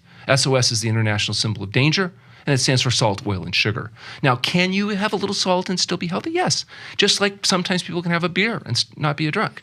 But for my patient population, which is either sick people that want to get well or the healthy people that really want to maximize their health, a whole plant food SOS-free diet, I believe, will prove to be the most health-promoting diet out there. Now, is it the best diet for society to add? No, I'm not arguing that. I'm so grateful that people like Dr. Campbell and Dr. Esselstyn and Dr. McDougall are out there educating the world. I'm not that nice of a person. I'm only interested in my patient and the maximizing the people that's in front of me. And the people that I see are often sick or healthy and want to stay that way. And so I believe that is the best advice for them. Now, does that mean somebody can't have a more flexible diet and still be healthy? Of course they can. And if it's working for you, that's great. I'm not going to argue with it. But if you're struggling, don't pretend that there's not another level of compliance that's possible. And I suggest people try it this way because they might find out, they don't miss all that salty, sugary stuff anyway. And they may be just as happy. And if not, that's fine. If you can modify the diet, maintain the numbers, not screw up our outcome data, I'm not a policeman. I'm just trying to give you the best advice I can. But I do believe I'm right. Now, if it turns out I'm wrong, and the evidence supports that you're better off having more than 1,500 milligrams of sodium a day because that's an important reason for some reason, then I'll change my recommendation. Okay? I'm recommending what I'm recommending based on the combination of 36 years of clinical experience watching people get well and my ability to interpret the scientific literature and the staff that we have at the True North Health Foundation that are doing the same. And so up till now, a lot of the stuff that we used to advocate was criticized heavily. most of the stuff that we've been advocating, if you go back for 36 years, has been accepted as reasonable. The two things that we do that are still controversial is recommend a lower sodium intake than some of our colleagues. And this type of diet ends up having about 1 gram of sodium in it, naturally. And water-only fasting. Mm-hmm. And I believe in both cases, the data is going to prove we're right. Mm.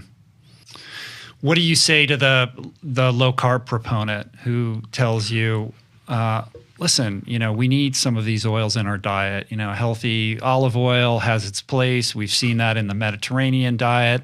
We've had tremendous results with people losing weight and maintaining their weight and reversing a whole litany of conditions. So, why not just go that route? Like, when you have to measure those two protocols against each other, how do you think? Well, there's about a number that? of protocols you're actually covering there. Yeah. But, like, for example, but these things get conflated in this conversation that's going on. The dead Dr. Atkins diet, the high protein, high fat diets, they'll argue, well, we got weight loss. I don't disagree. And a lot of times what's really good for short-term benefit isn't necessarily the same thing that's good for long-term outcome. Same thing in athletics. You can inject anabolic steroids and you can get some pretty powerful short-term effects, but then you get the testicular atrophy and you get cancer and die, and it's not so good in the long run. So what's good for short-term weight loss isn't necessarily the same thing as what's good for long-term health support. And I don't disagree that a lot of these programs are effective for weight loss. Heck, you can cut the hip off at the leg and lose 40 pounds overnight. Now, it may not be, a net benefit to you, but just because you want instant weight loss, there's lots of things you can do. As far as the other alternatives, which is maybe a higher fat, low protein diet inducing a ketogenic state, that may very well have some short-term benefits. It may even have some long-term benefits. But when you compare the results that we see clinically in the conditions that we treat, there's nothing I've seen that's worked better than an exclusively whole plant food SOS-free diet. And I have the luxury of having patients living with me sometimes for a period of a year or more. So we're able to really test the diet and see what it takes for them to actually recover their health. That's one of the downsides of living with your patients, because if they don't get well, who can you blame? Right. They've been with you for We've a year. got Wow, control you of have their people stay with you for a whole year. Sometimes longer than a year. I've got people there now longer. Well, sometimes we've had people checked in that were being sent to the nursing home, and we came as the alternative, and then they get well and go home. And it was, $2,000 a month less staying with us than at the nursing home. So, for those individuals, it was an economic benefit. Other people come in because they're going to do long-term fasting, long-term recovery. They've got serious health problems. Sometimes it takes a couple months just to get people off all their drugs. Some people come in because they don't feel comfortable living freely, because they've got some issues with food and eating. They want to live in a controlled setting until they really get it down so they feel comfortable going out there. And the same thing true with alcoholics. Some people, you say, quit drinking, and they quit. Some people go to outpatient treatment. They do great. Some people do 30-day programs. Some people do 90-day programs. Some people, have to do longer. Yeah. So you have to make it to meet the patient's need. So I'll tell you a funny thing. We have this phone coaching thing I told you about. And so one of our doctors, Dr. Chilaveras, does a lot of phone coaching with people. And so people would call up on me and we decide, okay, they need to come in and fast, but it's a couple months before we have an opening. So I say, why don't you work with Dr. Veras in the meantime? And when you come in, you won't have to be here so long. And then they go and get well. And it's happening a lot. I'm giving her a hard time. I say, you got them well before we could come in. We screwed up our study, our documentation. They're all well, but it's okay.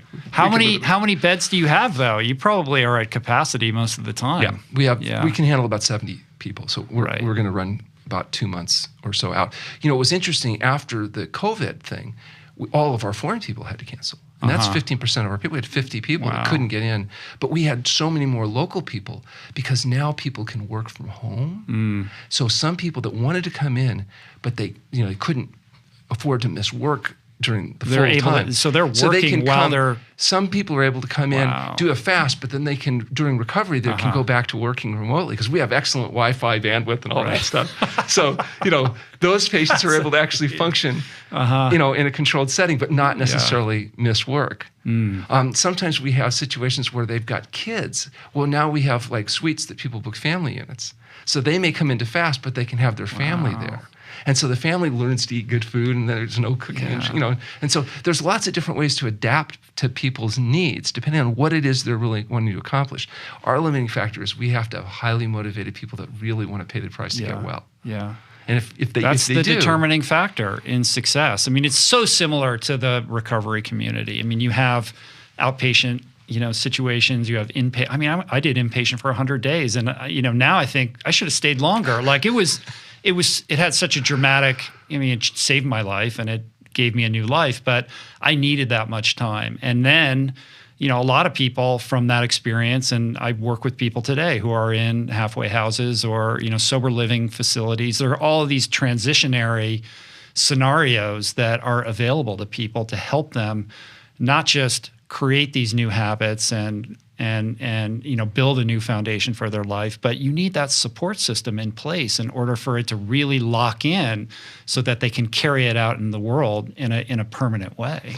We have because we're a 501c3 nonprofit research-driven organization, our price point is quite modest. Our prices are the same as they were 12 years ago, right. $149 That's why a Chef night. AJ goes, she's like, it's cheaper for me to go to True North than to go to a hotel. Well, we actually have businessmen, sometimes they'll choose to stay with us when they're on the road because they get their meals and it's cheaper than the DoubleTree. You know what I mean? So you need to charge more. Well, no, the idea is... Or you need more beds, or I don't know what you need. We want to keep the price point as low as possible. There's a reason we haven't raised rates in the last 12 years is because people need to stay long enough to get well. They need to be able to come back if they need support. And by keeping as low a rate as possible, it broadens the number of people that can actually afford to do the care. Does insurance cover it?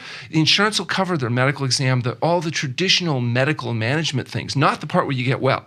That, of course, wouldn't be part of health insurance. The daily rate at the center, the $149. But if to seeing the medical doctor, getting any scan or lab, that would be treated just like it would any insurance. What is interesting, though, people that have medical savings accounts, that covers the stay at the center fully because you are temporarily disabled, you are under direct medical supervision, you are being treated on an inpatient basis. It seems like with the explosion in the rates of obesity and diabetes and all of these chronic lifestyle ailments that are debilitating millions of people every year and escalating at a shocking rate, that there would be clinics like this in every city available to people because it really is an opportunity for you to reboot and reframe your relationship to the habits and the foods that you're eating that are creating these problems in the first place. Otherwise, you just become a ward of the pharmaceutical industry. Well, I hope you're correct. I hope you're predicting just exactly what we're starting to see, new facilities opening. But you also have to remember,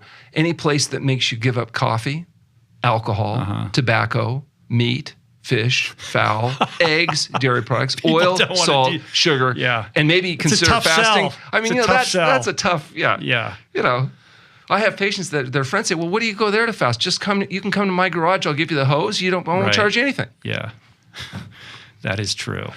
Although, I think when people are looking at that quadruple bypass, those options don't seem so onerous anymore. And I think the thing is, we've arrived at this cultural moment where anything uncomfortable is seen as optional in our lives, right? We're so disconnected from challenge and stepping outside of our comfort zones. And to tell somebody, look, you've got to overhaul everything that you're doing is a difficult message. It's a very undigestible message. But at the same time, like I know in my own experience, and look, you've done this with 20,000 people, to get those people through those uncomfortable weeks and have them arrive on the other side where, you can pull the curtains open and the sun shines in, and suddenly those foods they thought were unpalatable actually taste good. Their cravings have changed. They actually look forward to their meals with these, plant foods. I mean, that's a miraculous thing that I just wish more people could discover in their lives. Yeah, it is a miraculous thing. And I think for the specific, highly motivated, self-selected people that we treat, we have a really high satisfaction ratio, and we're still here, which is kind of a miracle in itself. Just the idea and you do have a really high rate of people that maintain these practices. We're interested. How closely do you tabs do you keep on people? We're doing a adherence study starting in January of next year, which is designed to do long-term tracking of very carefully in terms of patient actual dietary compliance. It's actually difficult research to do in terms of monitoring specifically what people are consuming and not consuming. But we've actually designed a study that's going to let us do some really long-term tracking of people. Because what we're trying to find out is how strict do you have to be to get the best ratio of return? Do you have to be as strict as we say? Or could you be more flexible, like many of our colleagues recommend programs? Right. The problem we have with them is their recidivism rates, their theory is that by being more flexible with the diet, you'll get more people in. Our theory is by being strict with the diet, you can keep more people in. But I can't prove that yet because that data hasn't been done. We did just recently, though, do a retrospective analysis of 1,100 people that had been to the center and that had experienced 10% or more of weight loss, looking at what people had sustained that magnitude of weight loss over a period of a year, and it was over 30%. And so, although that means a lot of people didn't maintain the full magnitude of weight loss, that doesn't mean that they haven't improved their overall health. But just the fact that people can do that and sustain that, and as much as a third of those people apparently are able to, that's, to me, very encouraging. Because under a conventional treatment, weight loss, it's around 93 to 97% failure rate. No matter what. Wow. Gastric bypass. When you look at who sustains long-term weight loss, what kind of health benefits, very poor. It's so poor that most physicians say, it's not even worth worrying about. Just let them be fat. Forget about it. Right. What is the study that you'd like to see done, whether with respect to fasting or eating a whole plant food diet? Like where's the gap right now? Well, the real gap is looking at what effect on healthy people does healthy living have, and what effect on healthy people does periodic fasting have in terms of preventing them from ultimately getting debility. And that's why we're doing what we call this navigator study, where we're going to enroll a large number of people and track them the rest of their life. And so the goal is to be able to demonstrate. Now, it'll take us a while, till they reach that point.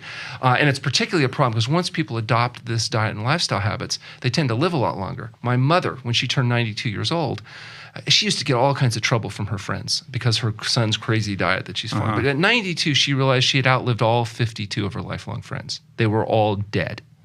And she said she realized here she was, 92 years old, everybody was gone. And she said, Alan, you need to warn your patients. If they're going to eat this kind of diet, make younger friends. Much younger. Because she said even the people 10 years younger didn't want to play bridge and do stuff. They were too busy suffering with their consequences. So the bottom line is that it's likely that if you avoid the causes of premature death, you're still going to die. You're going to reach your genetic potential someday. But the period of debility may be dramatically reduced. So you have to be prepared to live a fully functional life up until you reach your genetic potential and not count on vegetating in some nursing home waiting for people to change your diaper for the last 10 years of your life. I like that you got your mom on board. Well, my mom and my father actually, when I just started practice, was having transient ischemic attacks, had to retire from teaching because of cognitive decline. And he was really suffering. He came in and was probably one of my most diligent patients, did the fasting, recovered his health, and 20 years later, he helped edit The Pleasure Trap. Oh, wow. So, he was cool he was really good to see. Both my mother and father, got it started later in life because I didn't know, early enough. But and both ended up doing really well. So that was good. And good lives and good deaths in close proximity to the end of their life, where they That's didn't what go it's through, about. Yeah, I think it's an important issue. And it's oftentimes not really addressed. That how valuable it is to spend the last 8 years of your life, however long that's going to be, fully functional and capable of taking care of yourself. And what percentage of healthcare do we expend on treating people where we don't affect their all-cause mortality, and we may not even be improving the quality of their life, but we're basically just fostering the consequences of poor dietary choices. And oftentimes because people don't even realize that what they're doing is killing themselves with their fork and knife. Yeah, and warehousing them through those later years where they're so debilitated that the quality of life is de minimis at that point. So we talk a lot about longevity, how many years are you going to live, but it's really about the quality of those years. Yeah, healthy life expectancy to me is even more important than life expectancy. And interesting, life expectancy for the first time is actually starting to drop. Healthy life expectancy, the number of years you spend fully functional, that should be, I believe, the target. And that's what I believe that where fasting can have the greatest good is in healthy people that use it preventatively to stay healthy in conjunction with a diet, sleep, and exercise regime that's health promoting. Are there other cultures overseas where fasting is more a part of the kind of mainstream Well, if you look in Germany, lifestyle. modified fasting at least, the Buchentire Clinic and others are covered by the system, and I think there's a little bit more acceptance of it. Water-only fasting is still pretty extreme. Yeah. And I think it's up to us to actually demonstrate that what we're doing is not only safe, which we've done, but is effective. Right. And I can't say that that's been done. There's not enough research done. But that's why the True North Health Foundation is excited. We have a laboratory now. We have an affiliated IRB, so human subject committee can be approved by people that actually know stuff about fasting. In fact, Dr. Clapper is one of the professional members of the IRB. And we have a research team, Dr. Myers, our director of research, and others that we've now hired to be able to actually conduct these trials. We've got these affiliations with researchers around the world, some of these big impact researchers like Walter Longo. So hopefully we'll be able to do some meaningful research in the next couple of years. We have a great human subjects laboratory at the True North Health Center. We admit 1,000 people a year for fasting already. We already have all the mechanisms in place to conduct the trial, to collect the data. You know, it's happening. Yeah. And so for me, it's 36 years waiting to get to this point to where we can actually start doing meaningful prospective studies. We're there now, and we're ready to do it. And the proceeds from the True North Health Center fund the True North Health Foundation. And so we're not dependent on exogenous grants in order to be, well, thank goodness, in order to be able to fund our research, because we can do it internally. And that's perhaps one of our greatest successes, is really pulling that off. That's why you don't see, I don't think, a lot of clinical research being done by other than university-based facilities with all of their politics. We're really a freestanding, independent research facility that isn't dependent or beholden to anybody. And you need to educate the next generation of medical practitioners, which is exactly what Dr. Clapper, treasure to humanity, is doing in this like third act of his career, going around and lecturing to young medical students. Absolutely. It's cool. And that's what our internship and residency training is all about. Yeah. So you only have 70 some odd beds, right? Not everybody can go to True North. So what is the recommendation? Like, how do you talk to the person who's listening to this or watching this, who's looking to make some lifestyle changes, but isn't ready to, you know, get in their car and drive up to Northern California and stay with you for 40 days? The True North phone coaching service is really great. They can go onto our website and get access to a doctor right where they sit. For under $100, they can do a phone consultation where all of their records have been reviewed and work with a doctor in detail on an ongoing basis. They can talk to me for free. They can call and I'll help at least point them in the right direction, send them to a place that's closest to them, hook them up with the appropriate doctor, whatever it is they need to do. Or they can read the books now. Get Dr. Campbell's whole book and read it, or China's study. Look at Dr. McDougall's excellent books. Starch Solution. Look, the Starch Solution is fabulous. Dr. Esselstyn's book. Wonderful. I mean, we've got so many great resources now from people that are out there doing a really good job representing the scientific literature accurately, but in a way that people can understand and that are meaningful and useful. Our website, everything we do is freely available on our website at truenorthhealth.com. So they can go on there. There's video. In fact, we're just about to launch our own Roku channel where all of our content is going to be available, including our lecture program, our live lecture program at the center, so people will have access to that kind of education and support. Obviously, you know, nobody should do a water-only fast without medical supervision. But if somebody does want to start experimenting with some intermittent fasting or some things that they could do at home, like what's the kind of advice that you give to that person? The first advice, it's really important that history exam and lab be looked at, just because the medications particularly can really be complicated. Even with intermittent fasting, unless you take care of the medication complications, you can get yourself into a little bit of trouble. So whoever's prescribing that medication at least needs to be discussed with. A lot of times they don't know anything about diet. They don't even know how to get people off drugs. And so that's why I would suggest find a local plant-based doctor or use one of our phone coaches to at least make sure, am I a good candidate for this? And then they can tell you, look, you'd be a good candidate. You might want to do Walter Longo's program, or you might want to do, here's something you can do on your own. These are things that are reasonable. The problem is people are so screwed up from long-term dietary abuse and medication complications that even simple things like, well, just eat a good diet. Yes, that's great. Anybody can do that. But you still may need to keep into account that you might have to modify the pharmaceutical preparations that you've been given inappropriately. And what about people that are moving in the direction of eating a more whole plant-based diet? What are some of the sort of psychological tools that they can rely on that would be helpful in making them successful in that switch? Well, one thing I'd say is keep it to yourself. Don't become, a born-again hygienist where you're trying to shove down your beliefs in other people's, because it doesn't work very well. You're just going to antagonize everybody around you and make a lot of stress.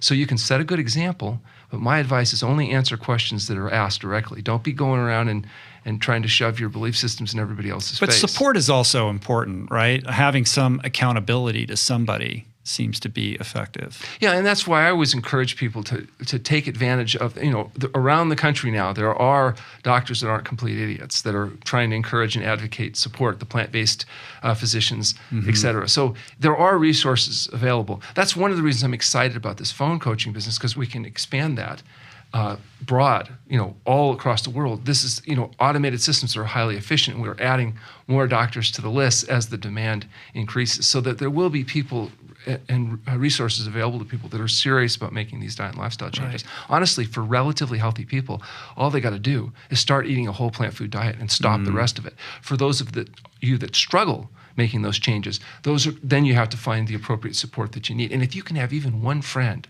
that they don't even have to do it, they could just tolerate you doing it, that does make a difference. Yeah. So right now, you, I'm sure, know the statistics better than I do, but something like 70% of Americans are obese or overweight. Childhood obesity rates are through the roof. Type 2 diabetes Epidemic is what, 30% of Americans? Well, whatever right it now? is, it's going to be more tomorrow. Right. These things are escalating astronomically. And this really is, COVID pandemic aside, like this is a health pandemic, epidemic of a different nature that needs to be addressed in new and different ways. What we're doing right now certainly is not working. And the path forward, and what you have so beautifully demonstrated through a lifetime of work, is to show that agency plays a huge part here, and that we can take better control of our health by making some pretty basic, simple lifestyle changes that are rooted in evidence-based medicine and science that are proven to work. I mean, 20,000 patients over the years, a level of success that you've experienced. The long-term success of these patients speaks for itself, and it's powerful, man. And so for somebody who's listening or watching who feels stuck, who feels like they can't make that change, who is mired in the vicious cycle of the pleasure trap, to be able to give people a lifeline and say it doesn't have to be this way, that there is hope and there is a way out, I think is, that's God's work that you're doing. Yeah, we're having fun. It's interesting. The feedback from The Pleasure Trap has been interesting, because that book came out more than a decade ago. Yeah, it's been out a long time. But actually, the sales of The Pleasure Trap now are actually increasing. So that message is a message maybe been a little bit ahead of its time, but now it seems like it's resonating with a broader audience. And that's been really interesting to see. We have a new book that we're working on right now on fasting that'll be out or be done by the end of the year. So we're excited about that. Actually, Dr. Lisle is finally coming towards the end of his book that he's been working on for a number of years. Is he in Hawaii right now? He's on a writing sequestration in Hawaii right now, and he's not to come home until he finishes the book. So I had Dr. Greger in here the other day, and I think he is now out there. They're all out there writing books together. Yeah. So well, I'm really excited. I've heard 20 of the chapters off Dr. Lisle's book, and it's brilliant. And I'm really excited to have him put that out there, because I think that's going to be a whole nother, message and another angle that's going to be really necessary and very useful. Cool. Final question that I ask all of my medical professional guests. If you were suddenly in the position of being the Surgeon General in charge of making policy decisions and regulatory decisions about health in America, where do you start? Well, what I would say right now, the most important thing is recognizing that we need to make our people less vulnerable to the various diseases, whether it's chronic diseases like heart disease and diabetes, or the acute diseases like COVID-19. We need to make them less vulnerable, so we have to start educating people up that health results from healthful living. So we need to fight to improve the diet and lifestyle habits of people, because honestly, you're not going to completely avoid exposure to every infectious agent that comes along, and we're not going to be able to escape heart disease, cancer, and diabetes unless we adopt healthful habits. So we should be incentivizing, encouraging, intimidating, whatever it takes people to adopt a health-promoting diet and lifestyle. My opinion is that is close to a whole plant food, SOS-free diet with regular sleep and prioritized regular exercise and prioritized sleep as you can get. That's what's going to result in healthy living. Diet, sleep, exercise. You do that, you'll do more than all the other jawboning that's taking place right now. Powerful, Dr. Goldhamer. Thank you. It's my pleasure. Thank you for having me. Yeah, of course. I appreciate it. Thank you for sharing your powerful testimony today. If you want to learn more about Dr. Goldhamer and his works, pick up the Pleasure Trap book that he co-wrote with Doug Lisle. And where is the best place to direct people online to learn more about what you're doing? Well, if you go to www.truenorthhealth.com, you'll get access to everything you need. If you want to learn specifically about fasting, there's a website called fasting.org, which is a fasting compendium website. Cool. And I'll link all that up in the show notes, and your phone's going to start ringing. All right. Come back and talk to me again.